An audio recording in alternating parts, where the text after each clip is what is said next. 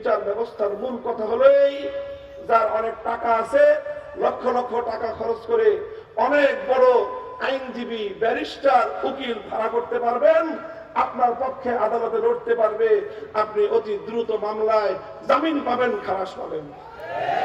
আর আপনার টাকা নাই, আপনি গরিব মানুষ, আপনার নুনান্তে পান্তা ফুরায়, একদিন আপনার রিক্সার প্যাডেল না ঘুরলে আপনার সন্তান, আপনার মা, আপনার স্ত্রীর পেটে খাবার জুটে না।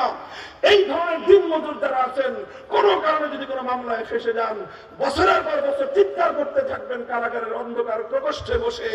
আপনার চিৎকার শুনবার মতো এই সমাজ ব্যবস্থায় কারো কোনো গরজ নাই। পত্রিকায় দেখেন, এই ইদানিং একটা পত্রিকায় প্রকাশ হয়েছে, 16 বছর পরে রিপোর্ট দিয়েছে, 16 বছর জেলখানায় জেল খাটার পরে এখন বলতেছে আদালত যে বেকসুর খালাস। 16 বছর পর কি বলে? বেকসুর মানে বুঝেন? মানে তুমি কোনো ভুল করো নাই, যাও, তুমি এখন মুক্ত। এখন জিজ্ঞাসা করেন তাকে, তুমি 16 বছর পরে তাকে বেকসুর খালাস বলতেছো, আর সে বলতেছে আমি আমার 6 মাসের মেয়েটাকে রেখে গিয়েছিলাম, আর 16 বছর পরে এসে দেখি আমার সেই 6 মাসের শিশু বাচ্চা এখন 16 বছরের বয়স। এখন বলেন, এই মেয়েটাকে তার 16 বছরের বাবার স্নেহ কে ফিরিয়ে দিবে? তিনি যখন 16 বছর আগে কারাগারে গেলেন, তার স্ত্রী ছিল একজন যুবতী মেয়ে। 16 বছরের এই মেয়ের স্বামী স্নেহ কে ফিরিয়ে দেবে?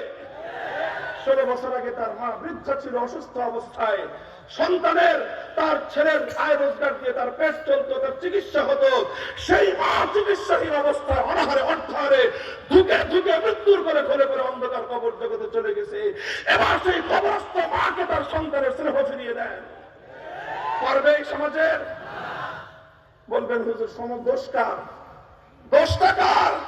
দোষ হলো এই বৈষম্যপূর্ণ ব্রিটিশ প্রবর্তিত জাহেলি বিচার ব্যবস্থা। এই বিচার ব্যবস্থা ভেঙে গুড়িয়ে দাও, আল কোরআনের বিচার ব্যবস্থা করো।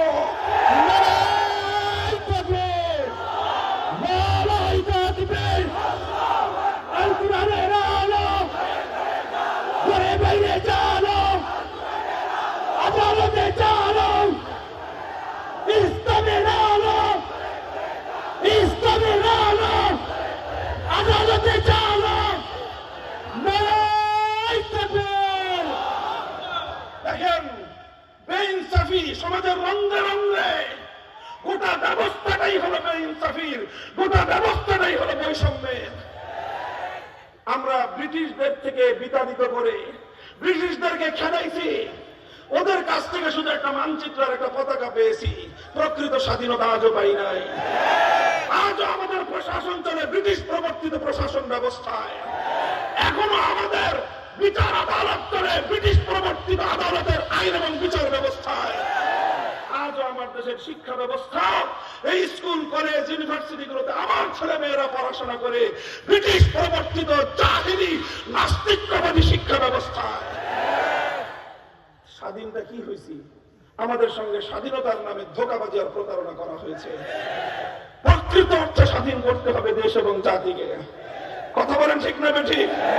স্বাধীন তো সেদিন হবে যেদিন তোমার বিচার ব্যবস্থা তোমার মতো করে আল্লাহর আইন দিয়ে, কোরআনের আইন দিয়ে, নবীর আদর্শের আইন দিয়ে যেদিন তোমার বিচার ব্যবস্থা চলবে, যেদিন তোমার শিক্ষা ব্যবস্থা ইসলাম মতো করে মুসলমানরা শিক্ষা ব্যবস্থা পাবে, সেদিন তুমি স্বাধীন হবে।